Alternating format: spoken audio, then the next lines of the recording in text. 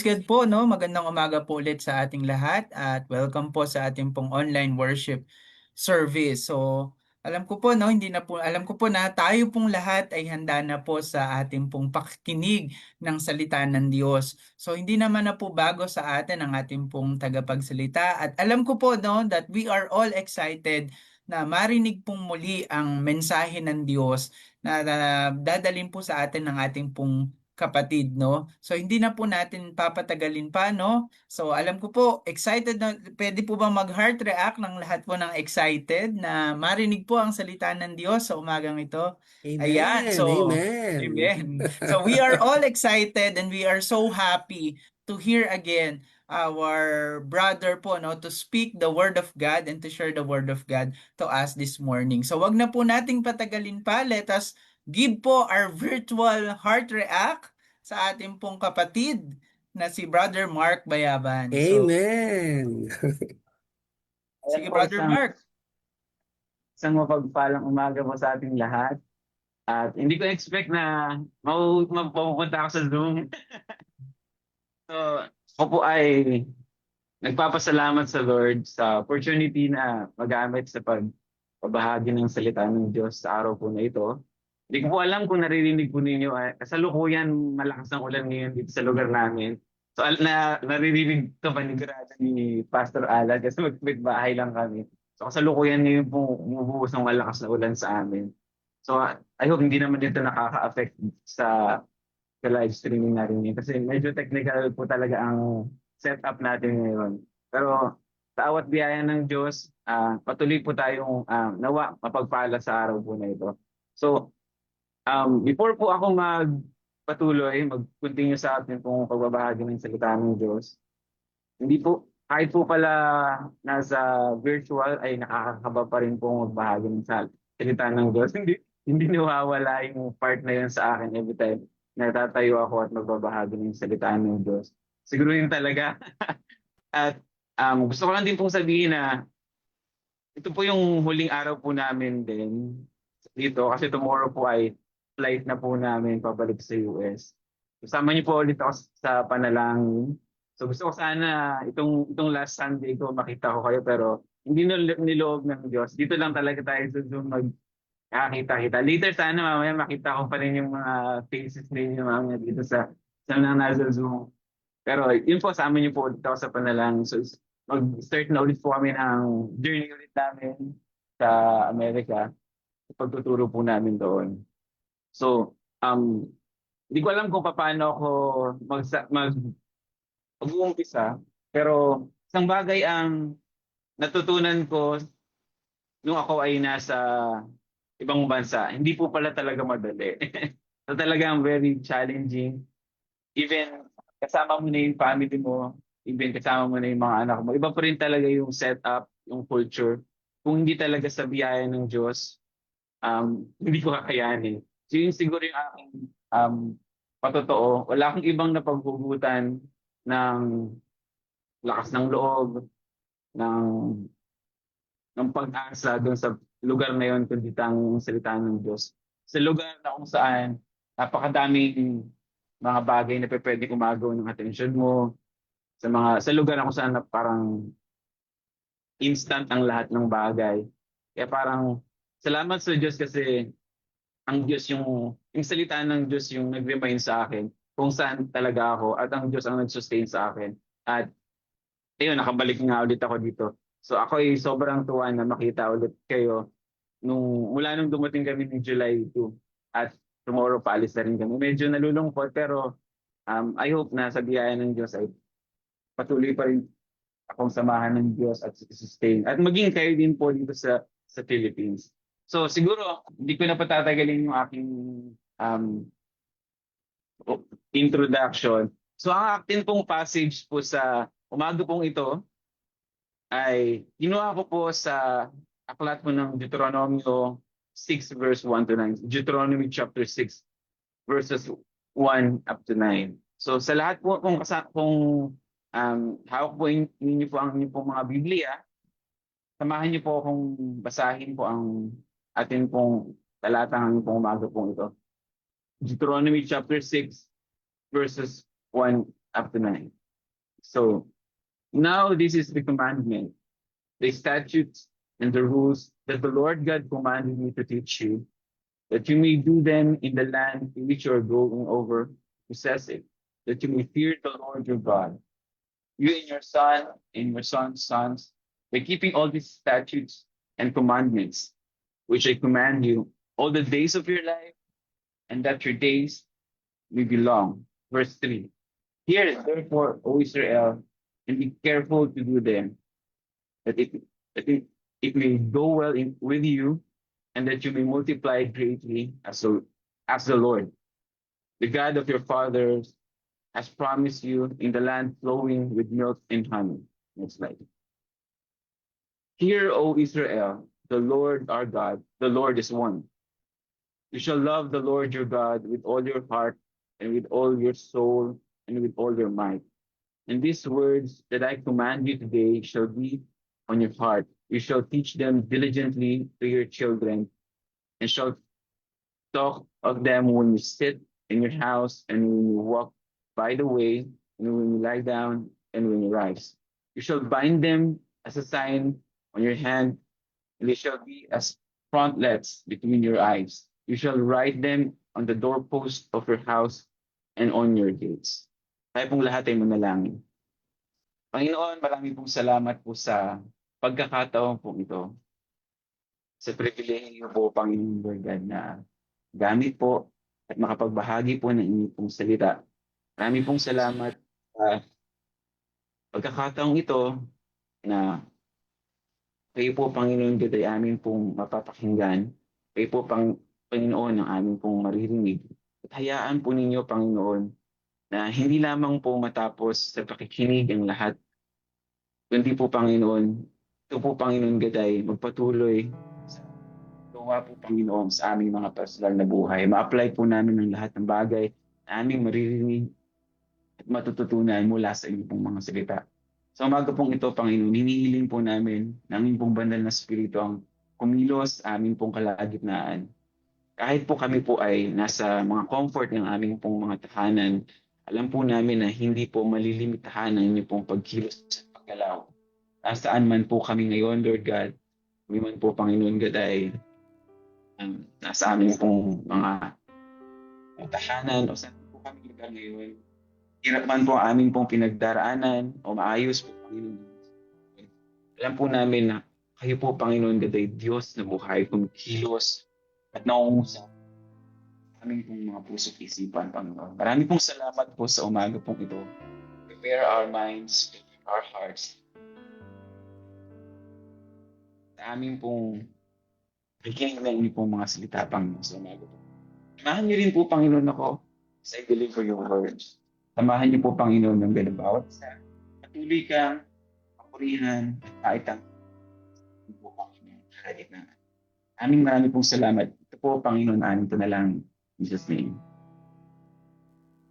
So ito pong passage po na ito, sa totoo lang po, background po lang, hindi ko po expect na ako po ay mabibigyan po ng pagkakataon na makapag-share ng Word of God. Medyo hold up din talaga.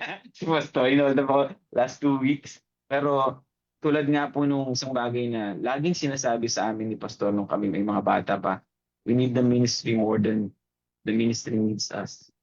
Kasi doon namin nararanasan lalo ang Diyos sa buhay po namin. At kapag po tayo ay nag-engage at nagpa-participate sa gawain ng Diyos, doon natin nakikilala lalo, mas doon natin nakikita at nararanasan ang Diyos sa buhay natin.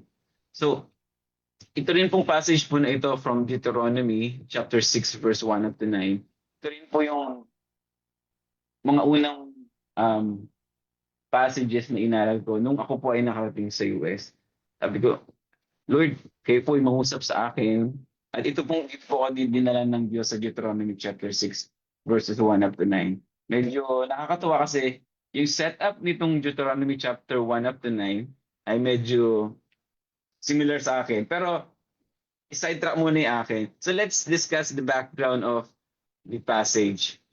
So basahin ko rin po muna siguro sa Tagalog para po tayo pong lahat ay makasunod. So sa Tagalog, ito po ay sabi po dito. Next verse. Ito ang kautusan at mga tuntuning ibinigay niya sa akin na sa ninyong susundin sa lupain inyong sasakupin. Ang mga ito ibinigay sa inyo ni Yahweh at sa inyong mga anak at sa mga susunod na saling lahi upang magkaroon kayo ng takot sa Kanya. Kung ito'y susundin ninyo, hahaba ang inyong buhay. Kaya nga pakinggan ninyo ito at sundin mabuti. Kung magkagayoy, sasagana kayo at darami ang inyong lahi pagdating ninyo sa lupaing ipinangako ni Yahweh, ang Diyos ng inyong mga ninuno, sa lupaing mayaman at sagana sa lahat ng bagay. Pakinggan mo, O Israel, si Yahweh ni ating Diyos ang tanging Yahweh. Ibigin mo si Yahweh na iyong Diyos ng buong puso, buong kaluluwa at buong lakas. Ang mga utos niya itanim ninyo sa inyong puso. Ituro ninyo ito sa inyong mga anak. Pag-aralan ninyo ito sa inyong tahanan, sa inyong paglalakbay, sa inyong pagtulog sa gabi at sa inyong pagbangon sa umaga. Ipulupot ninyo ito sa inyong mga kamay bilang tanda, itali sa inyong noo, isulat sa mga hambal ng pintuan ng inyong bahay at mga tarangkahan. So ano po yung background po nung passage po na atin pong binasa? So next slide please.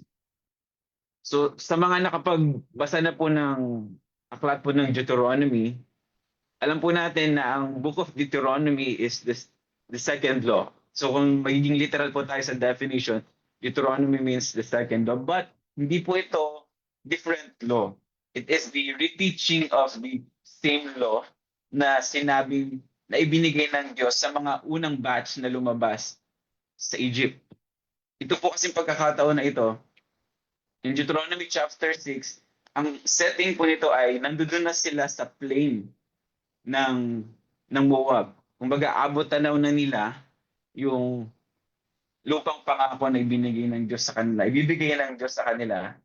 Pero hindi pa sila makatawid kasi mayroong pang final words si Moses bago sila makatawid doon. At yung tinuturuan, yung sinasabihan ni Moses, yung pinagbibigyan niya ng kanyang final address ay ang mga bagong generation ng mga Israelita na lumaya sa Ehipto. So yung mga parents nila ay nangamatay na during the travel from Egypt to Moab. So in the course of 40 years, yung generation na unang lumabas ay nawala na at sila ngayon ay mga bagong generation na napatawid sa lupang pangako. So titignan po natin, ito po ay nasa may plain of Moab, patawid papunta sa Canaan. So they can see the promised land, but they can't enter it yet until Moses finishes speaking. So next slide. So meron lang akong pinost dito, nilagay dito na yung map. So from Ramesses, nakikita niyo dyan yung kanilang naging itinerary. So ito po ay umabot ng 40 years bago sila makarating dun sa setting na ito, sa plain ng Moab, kung saan abot tanaw na nila ang lupang pangako. So, ang kanilang setting is, sila ay mga bagong generation ng mga Israelita na lumaki, na nakikita nila na yung kanilang mga parents ay nag-fail, na nagkakasala laban kay Yahweh. Nakita nila kung paano yung parents nila ay gumawa ng golden calf, gumawa ng mga kalokohan, kasalanan, nagrebelde sa Diyos at hindi nagtiwala. So kaya sila ay nabigyan ng sentence na hindi na kayo makakatawid sa lupang pangako.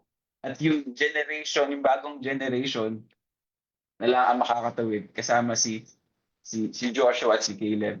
So during that time, si Moses ay 120 years old na. At siya rin, sa sarili niya, alam niya na hindi rin siya makatatawid sa lupang pangako dahil dun sa nangyari dun sa bato. So nung mga bata kami, naalala ko, very sikat yung nagmatigas daw kasi yung bato kaya pinukpok ni Moses. So dahil doon sa kanyang pagsuway sa utos ng Diyos, nakausapin lang yung bato. So hindi niya sinunod, pinukpok niya yung bato. Yun yung naging dahilan kung bakit hindi tuloy siya nakapasok sa lupang pangako. So kung lalagay natin yung sarili natin sa situation ni Moses on that time, Nakita niya kung paano sila tinawag ng Diyos from Egypt. Nakita nila kung paano sila kinausap at nakipagtipan ng Diyos during the travel dun sa wilderness at dun sa Mount Sinai. Nakita niya kung paano naghimala, nag-provide at nag-guide ang Lord sa kanila. Nakita niya kung paano ang mga taong ito ay sumablay at maging siya na rin ay hindi nabigyan ng pagkakataong makapasok. So nandoon yung kanyang um, desire na yung mga batch na papasok ay dala-dala pa rin kung ano yung ibinigay sa kanila ng Diyos. So matransfer sa new generation yung yung ibinigay ng Diyos na identity at covenant sa kanila papasok sa lupang pangako.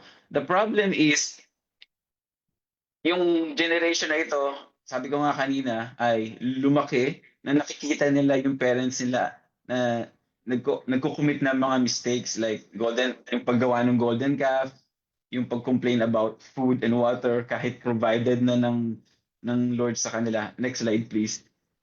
Yung mga pangangailangan nila, pati yung yung rebellion nila sa Diyos, yung pinabuka yung lupa. So nakita ng mga generation na ito kung paano kumilos ang Diyos at gumalaw sa kanila.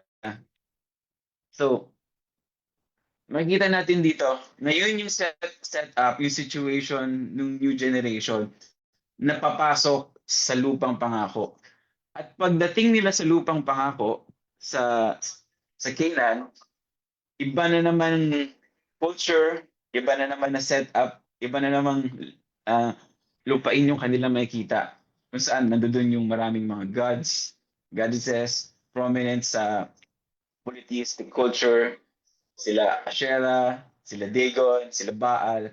So ito yung hinaharap ng bagong generation. Nakita nila kung paano kumilos ang Diyos.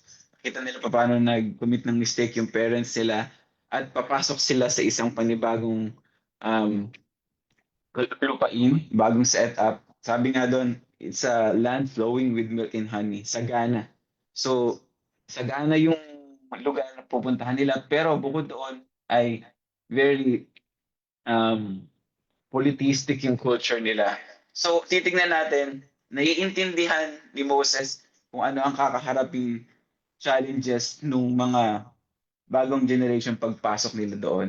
Kaya po, makikita natin in Deuteronomy chapter 6 ay buong book of Deuteronomy ay isang last, kumbaga parang last will and testament, kung parang ganoon. Kumbaga farewell letter niya sa nation of Israel na tatawid papunta sa lupang pangako. Pero makikita po natin dito na alam ng Diyos kung ano talaga yung totoong problema. Hindi yung kung ano yung kakahinat na nila dun sa lupang pangako. Ang totoong problem nila, next slide please. Medyo, yan. Sige. Next.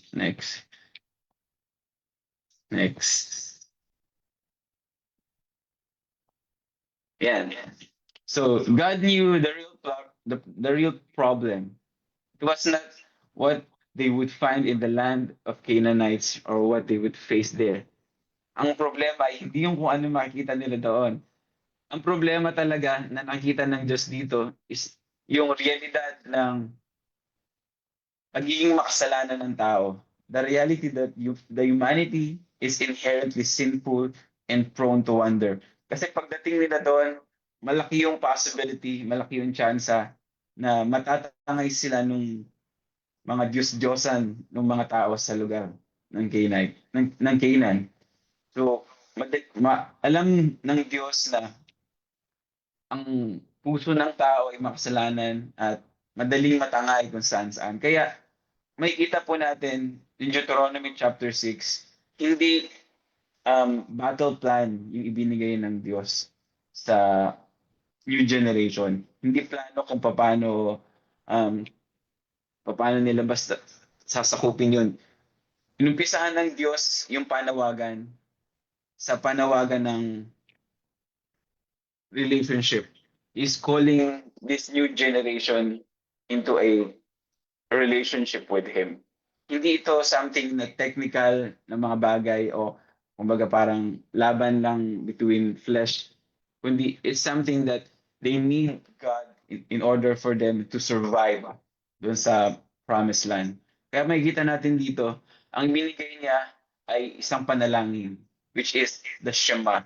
So, ang Book of Deuteronomy chapter 6 verse 4 to 5 ay very sikat na passage sa Old Testament at tinawag na itong Shema o the Shema prayer. So next slide please. So makikita po natin doon na on the very first part of Deuteronomy, ang message ng Lord sa kanila, Hear, O Israel, pakinggan mo ako. But the problem with the English word here ay very limited lang na basta pag sinabi kasi natin here ay it's just a perceiving of sound. Kumbaga parang pakinggan mo lang yung isang salita. Pero sa mga Hudyo, the word here is Shema. Meron siyang other meaning. When we say Shema in Hebrew, it means to listen and to respond. So wala silang other word. The Hebrew word used for listen is the same word for obey. So, nung sinabi ng Diyos sa pamamagitan ni Moses, Hear, O Israel, hindi lang niya basta sinabing makinig kayo, o pakinggan niyo yung sound na sasabihin ko, o magsabi lang siyang pay attention. Sinasabi niya dito, listen and be ready to respond. So, the very meaning of the word Shema is to listen and to respond, not just to perceive sound. It's also listening with an intention to act. So, it's a two-sided coin. So, makikita mo natin sa coin, di ba, may dalawang side. So, when we say Shema, listen and then respond. So, yung Deuteronomy chapter 6 na ito ay isang panawagan into a relationship with God. Na dapat hindi lang kayo makinig, kundi mag-engage din kayo sa akin. So it's not just about listening, but it's more on engaging or participating dun sa plano ng Diyos para sa kanila. Kasi nakikita natin doon na pag hindi sila sumunod sa mga susunod na verses, diniscuss din doon, sinabi din ni Moses na ganito ang magiging ano sa inyo, pag hindi kayo sumunod, kamatayan, pag sumunod kayo, buhay. So may kita natin na hindi lang basta pakikinig, kundi merong tugon. Either you are following God or not following God. So buhay o kamatayan. So laging merong other side yung pakikinig. So kaya ang panawagan sa unang bahagi ng Deuteronomy, listen Israel. Hear, O Israel, the Lord is God, the Lord is one. So like what I said, next slide please. The Hebrew word used for listen is the same word for obey. Meaning to hear and obey is the same act. So kapag sinabi ng Diyos, listen or hear, it's not just saying, pakinggan mo lang yung boses ko, kundi tumugon ka mula dun sa boses na narinig mo. Yun yung ninanais ng Diyos sa buhay natin. Kung paano ang nation of Israel on this time, sinabi niya na, listen, hindi natatapos yung panawagan ng Diyos sa kanyang mga hinirang nung time na yon, napatawid sila. Until now, God is still calling us to engage. God is still calling us na mag-participate dun sa kalooban ng Diyos niya para sa buhay natin. Hindi kasi magaganap yung kalooban ng Diyos sa atin ng basta na lang. Kailangan nating tumugon dun sa panawagan na yon, dun sa boses ng Diyos sa atin. At mula doon natin makikita at doon natin mas makita yung Diyos na tumawag sa atin. So, next slide please. Kaya po, ang title po ng aking pong exhortation for this morning, sermon for this morning is The Commandment Beyond the Words. Not just a word to read, but a life to live. Like what I said, Shema, it's not just listen, but it's listen and respond. Basically, mag-engage. Para sa pagtuturo, hindi lang natatapos sa mga teacher natin dyan. Naiintindihan natin na kapag nagtuturo tayo, hindi lang kayo basta nagsasalita, hindi lang kayo basta nagbababa ng mensahe. Kailangan din magkaroon ng engagement yung mga estudyante natin para mas maintindihan ng mga estudyante natin kung ano yung sinasabi natin. Magkaroon sila ng full realization at mag-grasp nila yung sinasabi natin through engagement. So, yun din yung burden ng passage, the commandment beyond the words. Not just a word to read, but a life to live. So, like what I said, sabi ko kanina, alam ng Diyos kung ano talaga yung totoong problema. The true problem is human beings are wired to wonder. Na kapag tawid nila doon, malaki yung possibility na sila ay matatangay ng kung anong meron doon. Nung yaman doon, nung mga Diyos-Diyosan doon. Kaya ang binigay niya sa, ay isang panawagan ng, ng panibagong ng relationship with Him. Tinatawag nito na, let's journey together. So, ano po yung unang bagay na matututunan natin? Next slide, please. Human beings are wired to wonder, but when we actively engage with God through listening and obedience, or the Shema, it helps us to understand, realize, and experience His awesome presence. So, hindi lamang po ito basta something na sinusunod natin or isang rule na sinusunod natin, kundi sa pamamagitan ng pagtugon natin at pagsunod natin sa kautusan ng Diyos, sa kalooban ng Diyos sa buhay natin, doon natin mas fully na-realize kung sino yung Diyos na ito tumawag sa atin. Doon natin mas fully nakikita at nauunawaan ano ba yung reason ng mga salitang ito, bakit na sinabi ito. At kapag naunawaan natin at na-realize natin yung mga bagay-bagay na sinabi niya sa atin, nararanasan din natin kung sa buhay natin yung presensya ng Diyos. Basahin po natin ito dito sa verse 1. Ito ang kautusan at mga tuntuning ibinigay niya sa akin, na siya niyong susundin sa lupain inyong sasakupin. Ang mga ito ibinigay sa inyo ni Yahweh at sa inyong mga anak at sa mga susunod na saling lahi upang magkaroon kayo ng takot sa Kanya. Kung ito ay susundin ninyo haba ang inyong buhay. Kaya nga, pakinggan ninyo ito at sunding mabuti. Kung magkagayoy, sasagana kayo at darami ang inyong lahi. Pagdating ninyo sa lupain, ipinangako ni Yahweh, ang Diyos ng inyong mga ninuno sa lupain, mayaman at sagana sa lahat ng bagay. So, kung titignan po natin dito, so may utos. Pero, more than just the giving the commandment, may sinabi siya dito na siya yung susundin upang sa lupain inyong sasakupin ay sumagana kayo. So, yung pagsunod na ito sa Diyos ay kalinsabay nito ay doon din natin mas lalong makikita kung sino yung nag-utos sa atin, yung nature nung nag-utos sa atin. Say for example, sa buhay natin ito, sa mga magulang natin, di ba, pag nagbibigay sila sa atin ng mga instruction, mas na-appreciate natin yung mga magulang natin once na tayo ay nag-work side by side with our parents. So, ganun din po sa Diyos na atin pong pinaglilingkuran. Now, every time we follow God's rule, we follow God's will, ang Diyos ay hindi madamot na iparanas niya ang kanyang presensya sa atin, yung kanyang pag-ibig sa atin. Ang Diyos ay, marirealize natin, ang Diyos ay totoo, ang Diyos ay buhay. Na sa paglipas ng panahon, ng pagtitiwala natin sa Diyos, nakita natin kung paano ang Diyos ang nag-provide sa atin, ang Diyos ang nag-guide sa ating mga plano. Sa pagtitiwala natin ibinigay sa Diyos at pagsunod natin sa kanyang kalooban, nakita natin na ang Diyos ang nagliligtas sa atin.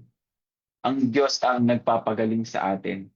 Mas higit nating nararanasan na ang Diyos na narinig lang natin ay Diyos na kaya din nating maranasan sa buhay natin. Hindi siya isang piraso ng teorya sa isipan natin, kundi isa siyang buhay na Diyos na nagpaparanas ng kanyang pag-ibig at ng kanyang presensya sa buhay natin. Sabi nga, more than just the gift that we can receive, the very crown is the reality na kasama natin yung nag-provide nun sa atin. So kung katulad din sa Diyos, more than sa blessing na ma-receive natin sa Diyos, the greatest reward is the reality na ang Diyos ay kasama natin.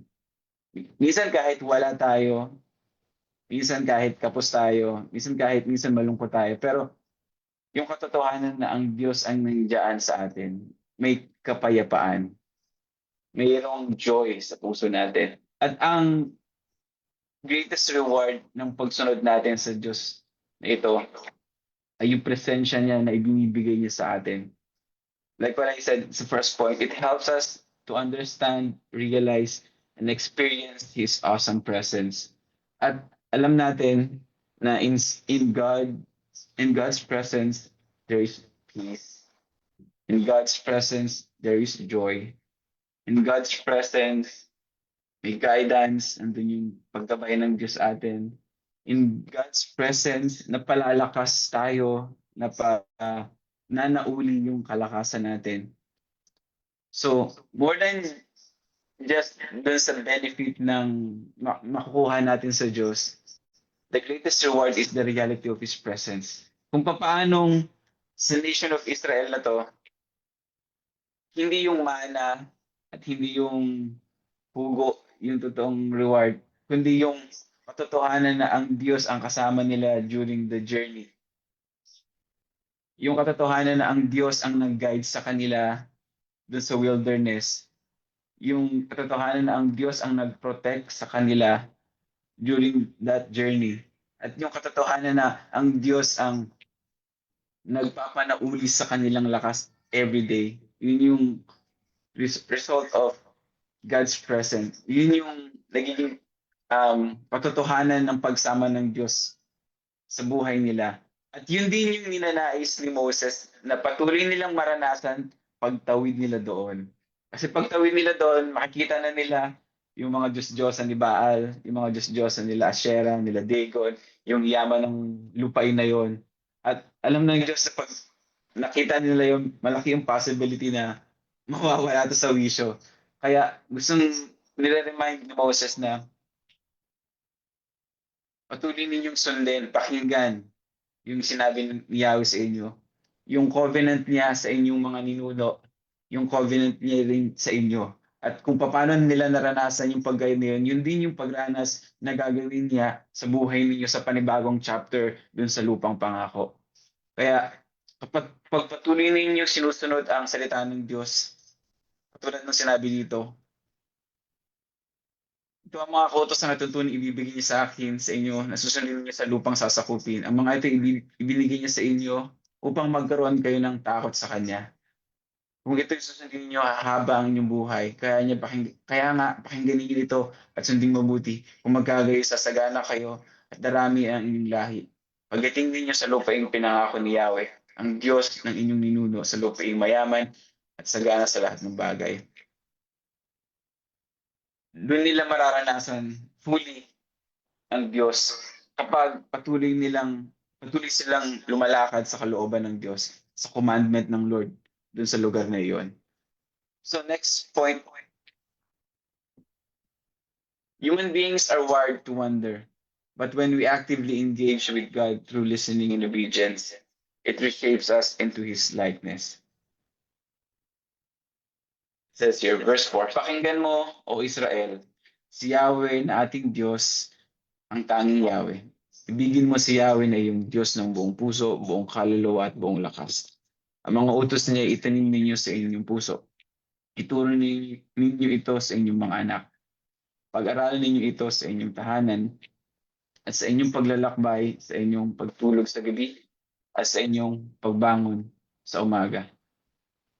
In English, hear, O Israel, the Lord our God, the Lord is one. You shall love the Lord your God with all your heart, with all your soul, and with all your might. And these words that I command you today shall be in your heart. So, tulad nga po ng sabi ko sa inyo, babalik tayo sa context, sa background. Sila ay patawid sa lupang pangako. sa lupain ng mga Kanineyo, kung saan doon nila makikita yung iba't ibang gods and goddesses at doon nila ma-experience yung abundance. So, dun sa verse 4, "Hear, O Israel, the Lord our God, the Lord is one."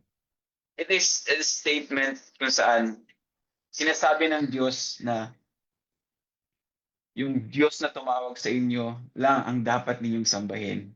Kasi pagdating nila doon, marami na silang option eh. Marami na silang pwedeng makita na pwede nilang sambahin. Pero pinaalalahanan sila ng Diyos na na si Yahweh ay ang inyong Diyos. That Yahweh is one. The Lord our God, the Lord is one. So, it is a statement na nakikita po natin dito na nagsasabi na wala kayong ibang dapat sambahin kundi ang Diyos na tumawag sa inyo. Inumpisahan niyo sa statement na yun na pagdating niyo doon, isa lang ang Diyos ang sasambahin ninyo. Ang Diyos na tumawag sa inyong ninuno. Ang Diyos na nagpalaya sa inyong mga ninuno sa Egypt. At ang itong Diyos na tumawag sa inyo, ito lang din ang dapat na Diyos na paglilingkuran ninyo pagdating sa lupang pangako. So yun yung gustong sabihin ni Moses pagdating doon. Pero makikita po natin doon that on the last part of verse 4, "Hear, O Israel, the Lord our God, the Lord is one." It says the Lord is one. Kung titignan po natin yung original word na ginamit for one, next slide please. It can refer to a numerical sense, but it can also carry the sense of alone and only. In this context, it can be interpreted also as a declaration that God's claim over the Israelite is total, undivided, and exclusive. Yung pagtawag sa kanila ng Diyos, dinideclare dito sa unang statement na ito na ang pagkatawag sa inyo ng Diyos, ang pagkatangi sa inyo bilang isang bansa ay ganap, lubos, at natatangi lamang kayo para kay Yahweh. So, nire-remind niya ang nation of Israel na itong Diyos na tumawag sa inyo, ang kanyang pagtawag sa inyo ay ganap, hindi ito madedivide, hindi ito, ang katapatan niya ay totoo, at exclusive lang ito sa inyong hinirang. In a sense, gusto niyang sabihin na kayo ay hinirang ko para sa akin. Kayo ay itinalag ako para aking maging bayan. Kaya makikita po natin pagdating ng chapter 7, um, in-expound dito ni Moses in chapter 7 verse 6 kung meron kayong Biblia sa inyo. Sabi dito, kayo ay bansang itinalaga kay Yahweh. Hinirang niya kayo sa lahat ng bansa upang maging kanyang sariling bayan. Pinili niya kayo at inibig hindi dahil mas marami kayo kaysa ibang bansa. Sa katunayan, kayo pa nga ang pinakakaunti sa lahat. Pinili niya kayo dahil sa pag-ibig niya sa inyo at sa kanyang pangako sa inyong mga ninuno. Ito rin ang dahilan kaya niya kayo iniligtas sa kamay na paraon sa pamamagitan ng kanyang kapangyarihan. Kaya't pakatandaan ninyo si Yahweh ang inyong Diyos ay Diyos. At siya ay Diyos na hindi marunong sumira sa pangako. Tapat siya sa lahat ng umibig sa Kanya at sumusunod sa Kanyang mga tuntunin. Ipinadaman niya pinadaman niya ang Kanyang pagmamahal hanggang sa ikasanlibong salinlahi. Subalit nilipol niyang lahat ng mga namumuhi sa Kanya, hindi makakaligtas sa Kanyang parusa ang lahat ng hindi sumusunod sa Kanya. Kaya sundin ninyo ang kautosan at mga tuntunin ito na ibinigay ko sa inyo ngayon. So, sinasabi ni Yahweh sa pamamagitan ni Moses na kaya kayo nandito dahil ako ay tapat doon sa pangakong ibinigay ko sa inyong mga ninuno. Hindi dahil sa kung ano sila, dahil sa new generation, sa mga new generation, hindi dahil sa sila mababait, hindi dahil sa sila malaki bansa, kundi dahil yung pangako ng Diyos na ibinitawan niya, yung pagmamahal niya na binigay niya sa kanyang mga hinirang, sa kanilang mga parents doon sa Egypt, doon pa lamang kay Abraham, yun pa rin tapat ang Diyos sa kanyang mga salita. na yun ay kanya pa rin pinatutunayan dun sa kanilang generation. Ay sinasabi na kung paano ko naging tapat sa inyong mga magulang, ganun pa rin ako magiging tapat sa inyo. Kaya nga sabi ko po kanina, hindi battle plan yung ibinigay ng Diyos sa unang part ng Deuteronomy. Ay panawagan ng pagtitiwala, ng pagpapanauli ng relationship sa Diyos na ito. At ini-establish ni Yahweh sa kanila, ako lang ang nag-iisang Diyos. Pagdating nyo doon, lahat ng mga Diyos na pupunta ay walang silbi, walang saysay. Hindi sila nakakapagsalita, hindi sila nakakarinig. At yung pangako ko sa inyong mga hinirang, sa inyong mga ninuno, yun din yung pangako na tutuparin ko sa inyo.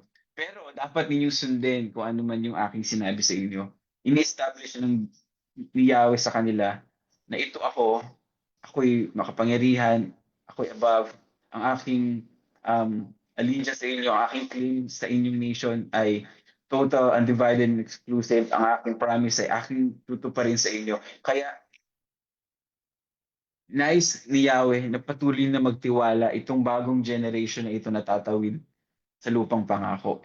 Siguro in relation to our setup ngayon sa buhay natin, nakita na po natin sa paglipas ng panahon kung paanong iningatan tayo ng Diyos sa pagpapaumpisa pa lamang ng church na ito, kung paano tayo sinamahan ng Diyos, kung paano tayo pinagaling, kung paano naging tapat ang Diyos sa kanyang pangako. So kung paano hindi tayo iniwanan ng Diyos sa kabila ng mga bagay na nakikita natin. Sa panahon na mahirap, hindi tayo iniwan ng Diyos. It is also a reminder na patuloy pa rin tayong magtiwala kasi ang Diyos na tumawag sa atin ay tapat. Na ang Diyos na tumawag sa atin ay dakila. Na ang Diyos na tumawag sa atin ay hindi nagbabago. Siya pa rin ang Diyos noon, ngayon, at sa darating pang panahon. At sa lahat ng ating mga bagay na naranasan sa Diyos sa mga nakalipas na panahon, siguro ito din yung gusto kong sabihin ni Moses implicitly. Sa lahat ng mga naranasan niyo ng Diyos, tatalikod pa ba kayo? Sa lahat ng ginawa niya sa inyong mga ninuno sa inyong mga magulang, ngayon pa ba kayo tatalikod? Pero yun din siguro yung mensaheng umieko sa atin sa panahon na to. Nakita natin kung paano kumilos at gumalaw ang Diyos sa buhay natin ng mga nakaraang taon. Hindi lamang sa personal nating buhay, kundi sa komunidad natin sa church. Nakita natin kung paano ang Diyos ay naging tapat at hindi tayo iniwan sa mga panahon na yon. Patuloy pa rin po tayong magtiwala sa Kanya na sa darating na mga panahon, though hindi natin alam kung anong nandoon, though it's uncertain, God is still certain. Hindi nagbabago ang Diyos natin na tumawag sa atin. Ito po yung gusto ko din pong encourage sa atin na kung tayo man po ay napanghihinaan ng loob dahil sa mga bagay na nakikita natin sa news, sa balita, sa hirap ng panahon, sa taas ng bilihin, sa gulo, sa mga balitang napapanood natin.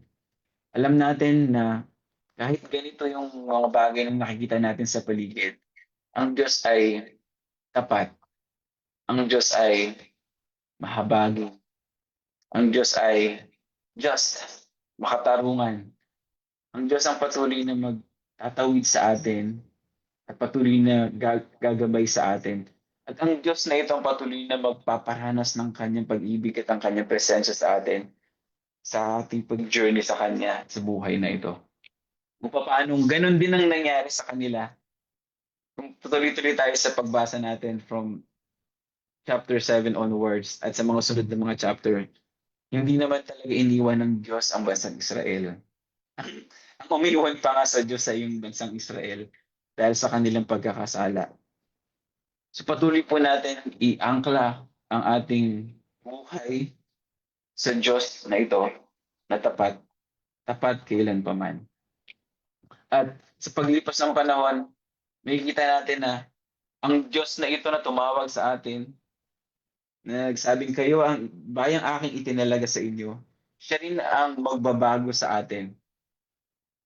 So makikita po natin the Shema, it's not just a statement. Para sa mga Hudyo, yun ang kanilang statement of faith. Shema, Shema Israel, the Lord is God, the Lord is one. But it's not just a statement. It is an identity. Ito ay pagpapahayag ng ating identity, pagkakakilanlan. So ang magdidikta ng ating value, ng ating pagkakakilanlan ay hindi yung mundo, kundi ang Diyos na tumawag sa atin. Sino ba tayo? At sino ba tayo dapat in light in in light of God's will and God's purpose? Tayo kanyang bayang hinirang, tayo kanyang bayang itinalaga. Tayo maging bayan na nagpapahayag na kung sino itong Diyos na ito. Makikita po natin dito, another term dun sa Shema is heart. You shall love the Lord your God with all your heart, with all your mind, and with all your strength. So, the Hebrew word used for heart is lebab, meaning mind and will, the decision-making center of human being. So, hindi ito basta puso, kundi ito yung pinagmumulan ng ating pag-iisip, ng ating pagdidesisyon. So, when we say to love God with all your heart means to direct all your thoughts, every decision making, and every intention. So nire-require ng Diyos, sinasabi ni Yahweh sa pamamagitan ni Moses na mahalin niyo si Yahweh, ang Diyos tumawag sa inyo. Siya'y tapat, siya'y dakila, walang hihigit sa Kanya. Kaya dapat niyo siyang mahalin ng inyong buong puso, buong kaluluwa at buong lakas. So, to love God with all your heart means to direct all your thoughts, decision making, and every intention. So ano yung laman ng pag-iisip natin? It should be directed towards God. Toward God. Yung desire natin na maparangalan siya, na ma-please siya sa buhay natin, sa abot ng ating makakaya. And then, the other word is soul. What is the Hebrew word for soul? The Hebrew word for soul here is nefesh. It is not just an immaterial ghost living inside our body. It is the totality of person, body, breath, and the life together. So meaning to love God with all your nefesh or with all your soul, meaning to love Him with your entire existence, your daily life, everything we do from waking and sleeping, everything we do. So hindi lang ito yung buhay o hindi lang ito yung parang alam natin na kaluluwa, kundi maging yung ating physical na buhay, yung physical na katawan mula dun sa beginning at sa pagka-end. That's the definition of nefesh or soul. So, kung yun ang definition niya, to love God with all your soul, meaning to love Him with all your existence. So, hindi naman tayo lahat pinanganak na nakakilala lahat sa Diyos. Pero, should be at the very beginning of our life and the very end should be expression of love to God. So ngayon kung tayo ay nakakilala sa Diyos in the middle of our life, sa kalagitnaan ng buhay natin, so it should be the entire of our existence should be an expression of love to God. So kaya po sa umagang ito, itong pagmamahal sa Diyos na ito, itong shaman na ito na pinag-aaralan natin, ay hindi lang siya basta panawagan ng pagtitiwala at relationship to Diyos. Ito ay panawagan din ng pagsusuko at pagbibigay ng sarili. And then the more we give ourselves to God, binabago din tayo ng Diyos into His likeness. So next, the word might can be interpreted as muchness or everything. Everything that God gave us. Hindi lang ito limited on the time, money, or energy. It also, to love God with all your might or miyot means to love Him with your resources, your circumstances, and every capacity we have. So kung titignan natin yung definition, might, everything that God gave us, even the negative or even the circumstances, even the challenges na meron tayo, ay pwede pa rin nating ibigay sa Diyos as an expression of our love. Pwede nating magparangalan ang Diyos sa buhay natin sa kalagitnaan ng mga pagsubok sa buhay, ng sakit at karamdaman, ng mga may hirap na pagkakataon sa buhay natin. And even the richness, the muchness of our life can also use to express our love to God. So, everything that God gave us. So, ano man po yung sitwasyon po natin ngayon, ano man po yung kalagayan ng buhay po natin ngayon, ay pwede nating magamit at pwedeng magamit ng Diyos para ipakilala niya ang kanyang sarili, para mas makilala natin siya at maranasan siya. At sa patuloy nating sa patuloy nating pag-engage sa kalooban ng Diyos na ito, ay patuloy din tayong nababago at walang taong naglingkod at nagbigay ng kanyang buhay sa Diyos na hindi binago ng Diyos through the course of pagtitiwala na ito. Another term na makikita po natin dito is to teach. The Hebrew word for teach is shanan, meaning to sharpen. It conveys the idea of sharpening through repetition, pressure, and friction. So, kung titignan natin yung definition, yung verse, pakinggan mo Israel, si Yahweh na ating Diyos, ang tanging Yahweh. Ibigin mo si Yahweh na iyong Diyos ng buong puso, buong kaluluwa at lakas. Ang mga utos niya itanim niyo sa inyong puso. Verse 7, ituro niyo ito sa inyong mga anak, pag-aralan niyo ito sa inyong tahanan, sa inyong paglalakbay, at sa inyong pagtulog sa gabi, at sa inyong pagbangon sa umaga. In verse 7, it says, ituro or teach this commandment. So, this is not just something that you do it once or gagawin mo lang siya for a short period of time. Kung makikita natin yung verse 7, ituro niyo ito sa inyong mga anak, pag-aralan niyo ito sa inyong tahanan, sa inyong paglalakbay, sa inyong pagtulog sa gabi at pagbangon sa umaga. So makikita po natin dito na yung daily living, daily routine, pag-aaral sa tahanan, every time na sila magta-travel, maglalakbay, pagising nila, ituro nyo na daw ito, pagbangon sa umaga. So yung pagtuturo na ito is not just a one-time thing, kundi ito ay continuous process.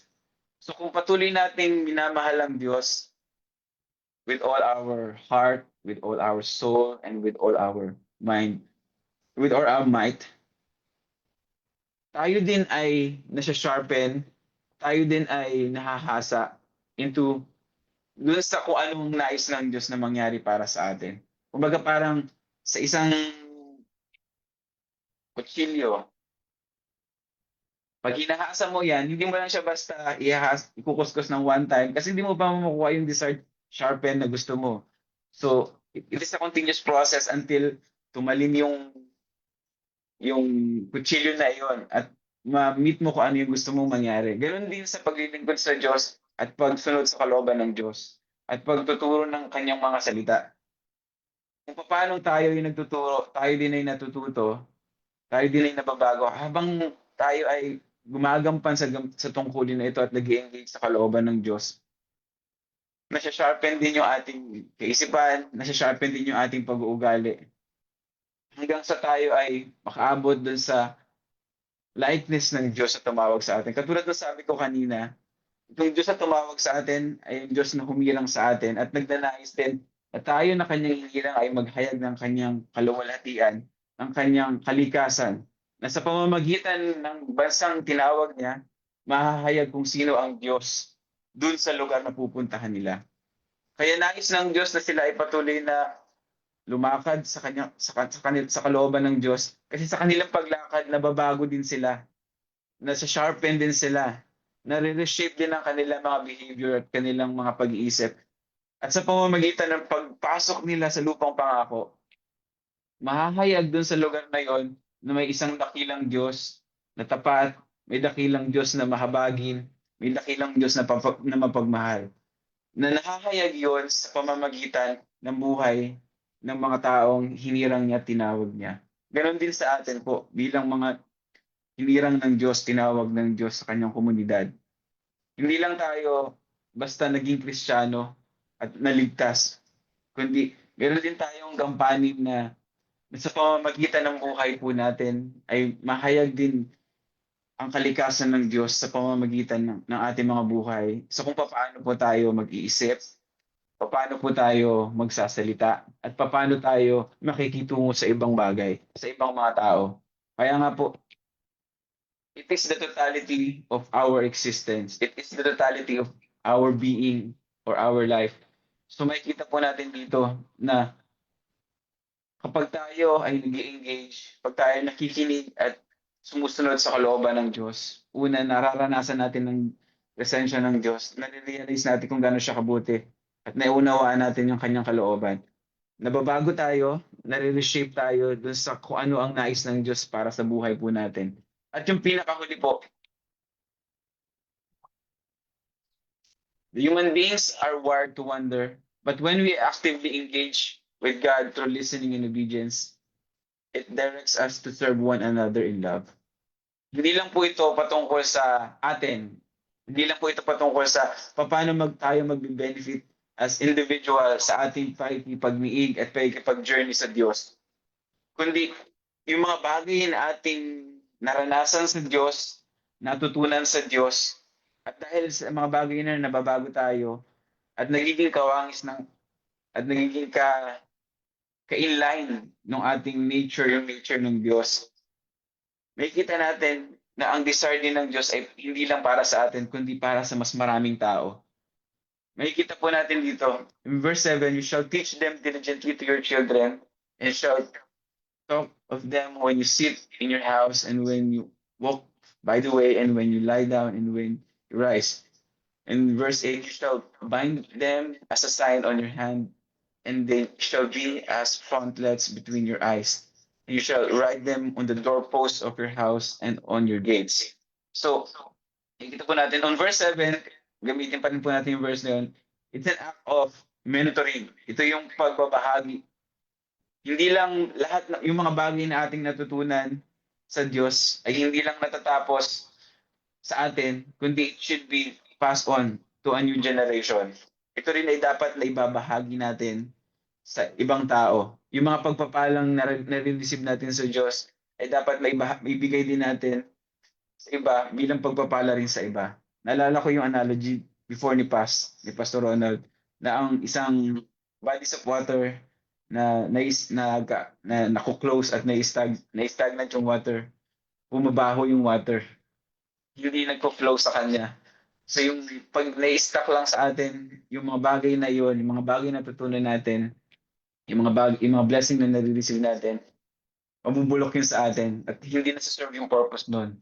Pero kung totoo nating naranasan ng Diyos sa buhay natin at naunawaan natin ng puso ng Diyos, hindi tayo mapipigilan na maglingkod sa iba. It actually moves us, drives us to serve other person, to serve one another, to share what we receive from God. Ito man ay lesson, ito man ay blessing, o anumang bahagi ito, hindi tayo mapipigilan na ibahagi ito sa iba dahil ito din yung puso ng Diyos para sa atin. So, more than just, the original intent goes deeper than mere physical practice. So, next slide please. So, makikita po natin doon, hand, forehead, doorpost, gate. So, the hand represents the action, the forehead, the thoughts, the doorpost is home, the gate is for public life. So the personal and others. So the original intent goes deeper mere on the physical practice. Kasi makita natin doon parang naging yung mga Hudyo, ang ginawa nila, naging literal sila. Sumulat sila, gawa sila ng mga pilakterya, nilagay nila sa noo nila, sa kamay nila, at naging literal yung paglalagay nila ng salita ng Diyos ng Shema sa kanilang doorpost at sa gate nila. Pero more than the physical practice, Shema was meant to encompass every aspect of our life. What happens in private and what is lived out in public. So, hindi lang natatapos sa symbolism. Makikita natin dito na hindi lang din tatapos sa sarili, kundi dapat ito ay na-extend sa ating tahanan, at sa community kung saan man tayo inilagay ng Diyos. Kaya po, di ba meron po tayo ngayon na tema, the altar, the family altar. Pagkatapos sa ating mga sarili, it should be manifested, it should be shared to the basic unit of our society, which is the family. So yung family natin ang bubuo sa mas bigger community ng Diyos. So nawa sa biyaya ng Diyos ay ma-remind tayo na hindi lang ito for ourselves, kundi it should be extended to a bigger community. Kaya po, yung huli ko pong point, it directs us to serve one another in love. Kamusta po tayo? Sa tagal po natin ng pagiging Kristiyano,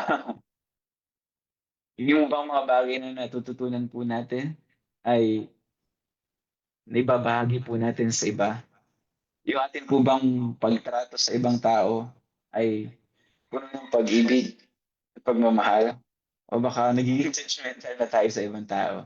Dahil magkaiba tayo ng perspective, magkaiba tayo ng pinanggalingan, magkaiba tayo ng status. So, it transcends beyond everything. The love of God should compels us to love one another. The love of God compels us to see the differences, to encompass, go beyond the differences of our status and of our life. So, mahirap man tayo, mayaman man tayo, iba man yung aking paniniwala, iba man yung aking temperament, iba man yung aking behavior. So, yung pag-ibig ng Diyos ang patuloy na magtutulak sa atin para paglingkuran yung bawat isa. Naalala ko dun sa church na pinag-atinan namin sa US, meron silang tinatawag na one anothering. So, bearing one another in love. So, pinag-aralan nila dun yung concept ng one anothering sa New Testament. So, it should be based on love. Hindi ka makakapaglingkod sa kapwa mo nang wala yung pagmamahal ng Diyos sa buhay natin. At ang lahat ng iyon, lahat ng blessing na iyon na nag-umpisa sa Diyos, yun ay sinashower niya sa atin dahil mahal din niya tayo. Naranasan natin yun dahil minahal tayo una tayong minahal ng Diyos. At tayo ay nakakapagbigay ng pagmamahal dahil naranasan din natin yung pagmamahal ng Diyos sa buhay natin. So, naalala ko yung nung birthday ni Paz, na-remind din ako doon sinabi ni Paz Alan, orthodoxy, orthopathy, and orthopraxy. Right mind, right heart, right feeling, and right practice. So, ang salita ng Diyos ay holistic. Hindi lang natatapos, hindi lang siya isang teorya sa isipan natin na masasatisfy lang yung isipan natin. Dapat naapektuhan ng ating damdamin at naapektuhan din ang ating pagkilos, paggalaw, yung practice natin sa ibang tao. So, nakikita po natin dito, next slide, the Ten Commandments. So, may picture po ng Ten Commandments. So, you shall love no other gods before me. You shall not make for yourselves a carved image. So, may kita po natin dito, yung dalawang tapyas ng bato. Pero ang pinaka-essence ng kautusan ay pag-ibig. Next slide. Mahirap sundin yung kautusan kung walang pagmamahal sa atin.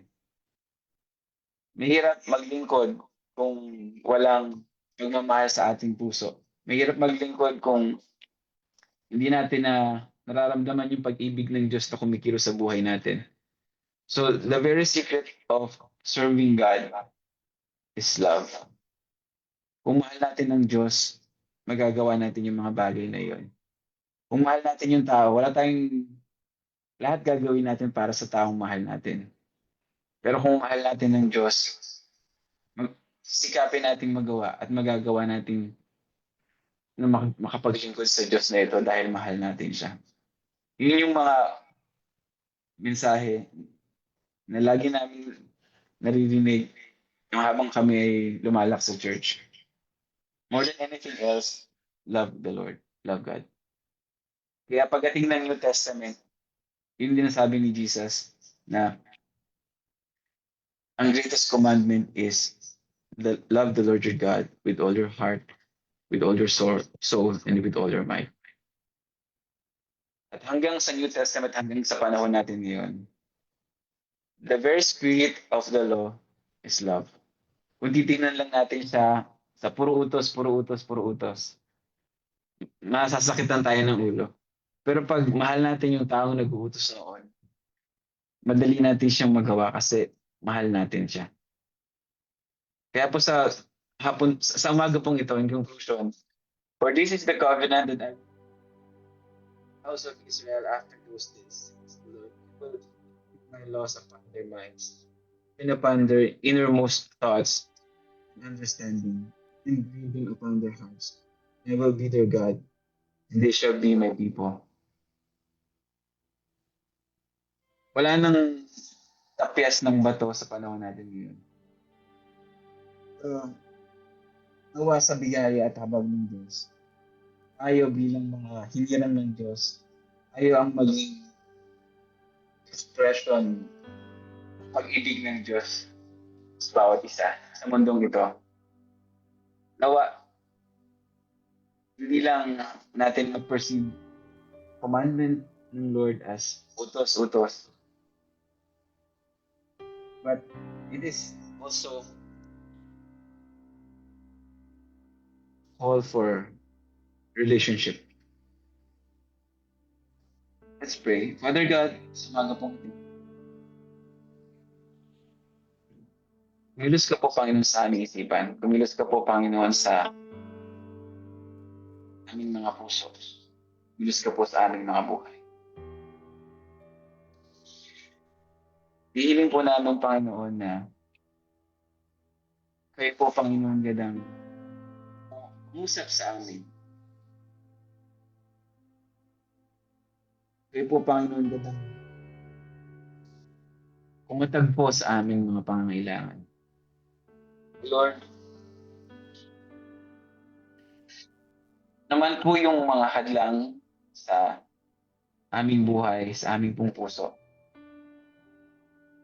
Hihiling po namin, Panginoon, na biyaya po ninyo. Kami po, Panginoon, hindi makalakad ayon sa inyo pong kalooban. Maging totoo po sa amin, na mahalin po namin kayo sa aming buong buhay.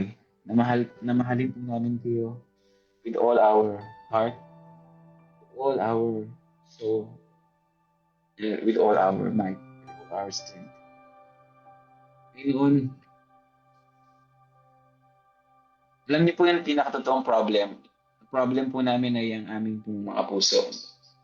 Ang puso po namin na kasalanan, prone to wander. Salamat, Panginoon, kasi nire-remind niyo po kami palagi. You also, God of remembrance. Naalala niyo po sa amin kung naging mabuti. At kayo po ang Diyos na tapat. Kayo po yung Diyos na hindi nagbabago. Kayo po ay ang Diyos na totoo. Kayo po yung buhay. Kayo po ang Diyos na tumawag sa amin. Ama, maraming pong salamat po sa umaga pong ito. Naman po, Panginoon, din ang aming pong Panginoon situation in life. Naman po, Panginoon, ang aming pong kalagayan. Alam ko po, Panginoon, that you can use this circumstances, Lord God, for your glory. Naman po, Panginoon, God, ang aming status in life. We will learn, Lord God, to surrender everything to you.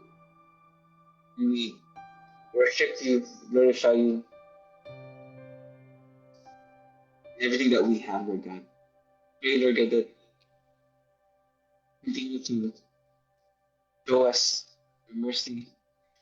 Patuloy po namin yung naranasan. Panginoon, salamat po sa inyong mga salita. Salamat po sa reminder. Salamat po, Panginoon, sa paalala na every time we listen and we engage to you, Panginoon, Lord God, kayo po ang Diyos na nagpaparanas ng inyong ang Diyos na humuhubog sa amin po, Panginoong mga personalidad. Nawa po, Panginoon, sa paglilipas ng panahon, sa hindi po, Panginoon, kami yan po ng ginto na pag pinadaan sa apoy ng pagdadalisay, mikinang. At yung magpapadalisay po dito, Panginoon God, makita po, Panginoon, inyo ang iyong image sa aming mga buhay, Lord God. Hayag ka, Panginoon, sa aming pong buhay. Nasa aming pong pagsasalita, nasa aming po, Panginoon, nararamdaman, sa aming pong pakikitungo sa ibang tao. Hayag ka, Panginoon. Maraming pong salamat sa umaga pong ito. Ito po, Panginoon God, kilos at tumalaw sa aming pong iglesia, sa aming pong buhay, sa aming pong pamilya, sa lahat po na aming plano sa buhay. Guide us always. Protect us always, Lord God. At sa inyo po namin binabalik lahat ng papuri at salamat. Pangalan ni Jesus. Amen.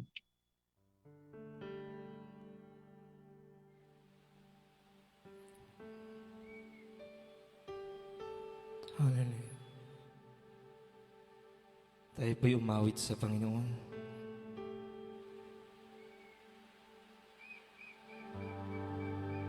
Thank you, Lord. Thank you, Jesus. Give you praise, O Lord. Ang puso ko'y tinudulog sa'yo. Nagpapakumbaba, nagsusumamo, paging dapatin mo, ikaw ay mamasdan, makanika at sa'yo ay pumisan. Minsan pa, ang puso ko'y tinudulog sa'yo. Nagpapakumbaba, nagsusumamo, paging dapatin mo, ikaw ay mamasdan, makanika at sa'yo ay pumisan. Loobin mo ang buhay ko'y maging banal mong tahanan, luklukan ng iyong wagas na pagsinta, daluyan ng walang hanggang mga papurit pagsamba. Maghari ka, O Diyos, ngayon at kailanman. Minsan pa ang puso ko'y dinudulog sa'yo. Nagpapakumbaba, nagsusumamo, paging dapatin mo, ikaw ay mamasdan, makaniika at sa'yo ay umisan. Loobin mo ang buhay ko'y maging banal mong tahanan, luklukan ng iyong wagas na pagsinta, daluyan ng walang hanggang mga papurit pagsamba. Maghari ka, O Diyos, ngayon at kailanman. Loobin mo ang buhay ko'y maging banal mong tahanan, luklukan ng iyong wagas na pagsinta, daluyan ng walang hanggang mga papurit pagsamba. Maghari ka, O Diyos, ngayon at kailanman. Maghari ka, O Diyos, ngayon at kailanman. Maghari ka, O Diyos, ngayon at kailanman.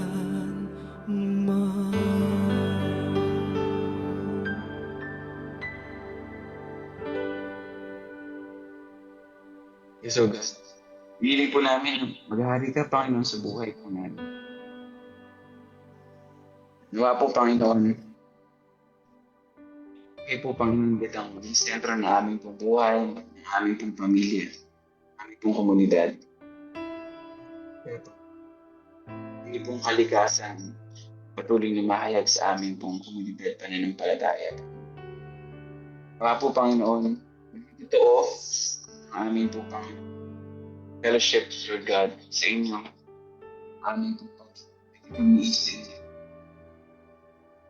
Nawa po, Panginoon, as we journey with you, sa pa po namin, mahayag ka pa sa amin. Magamit niyo kami, Panginoon, bilang pagpapala sa ibang tao, Panginoon. Ang aming pong buhay, ang aming pong pamilya, ang aming pong komunidad. Marami pong salamat po sa umaga pong ito. Marami pong salamat noon sa pagkakataon na paglingkod sa inyo. Truly, Lord God,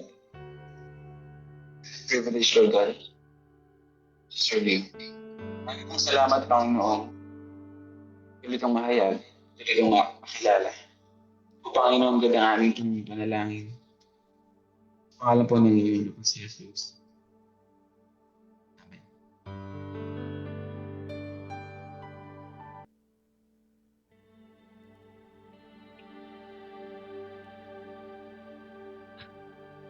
Hallelujah. Hallelujah, Jesus. Marami pong salamat, Panginoon, sa iyong mga salita. Lord, gaano man po kami naging kalayo, Panginoon.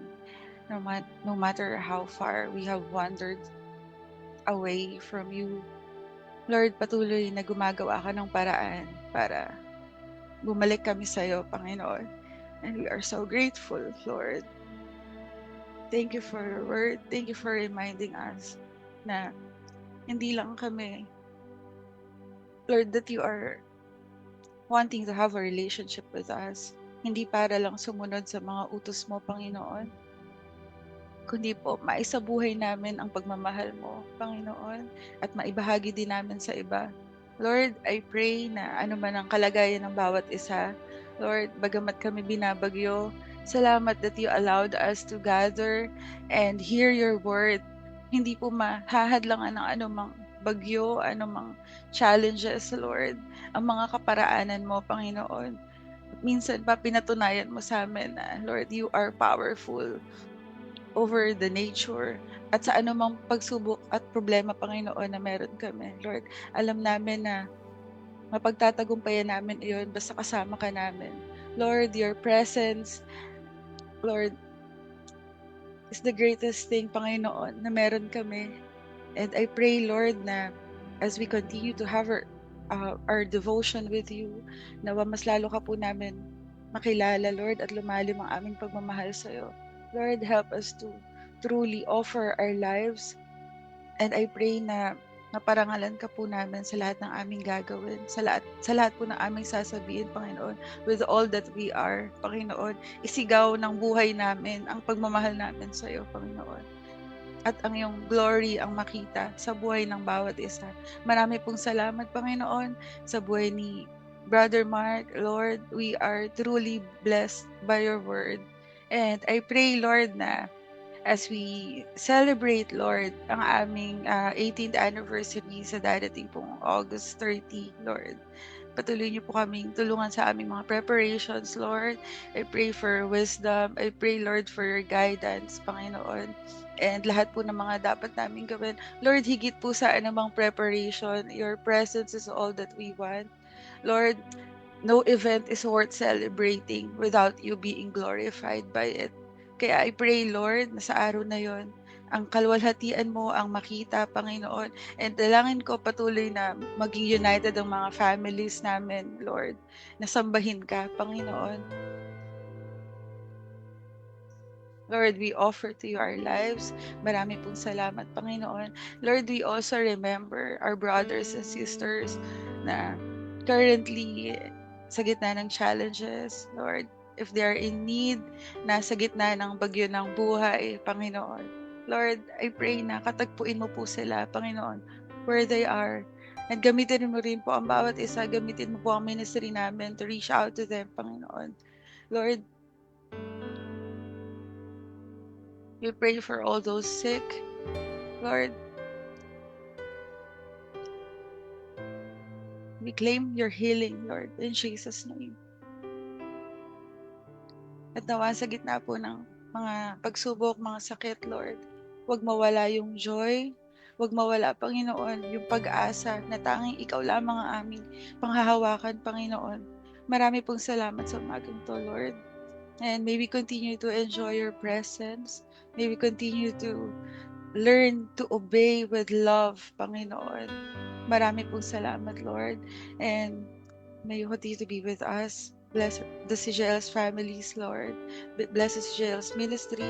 And we pray for our leaders as well, Panginoon. Thank you po sa mga ginamit mo, Panginoon, sa Zoom service na to. Marami pong salamat. Lord, continue to unite our hearts, bagamat kami magkakalayo. But Lord, we are one in spirit. We are one in our desire to glorify you and to love you, Panginoon. Marami pong salamat. Pinagkakatiwala po namin sa iyo ang aming mga buhay, Panginoon. Lord, thank you for your love, Lord. In Jesus' name, amen. Sige po. Last po natin ang ating pangalan. Nasaan man po tayo ngayon yung oras na ito. May the Lord bless you and keep you. Make His face shine upon you and be gracious to you. The Lord lift up His countenance upon you and give you peace. Sumayin niyo ang pagpapala ng Diyos Ama. Ang pag-ibig ng Diyos Ama. Pag-ibig sa mga kamalang Espiritu. Tuloy nating maranasan sa buhay natin sa araw-araw. Ay pong salamat po, Panginoon, sa umaga pong ito. Sa inyo po ang aming papuri. Salamat at pagsamba. Maraming salamat po sa inyo pong pag-ibig. Po ang aming panalangin sa pag-ibig ngayon. Si Jesus. Amen. Amen.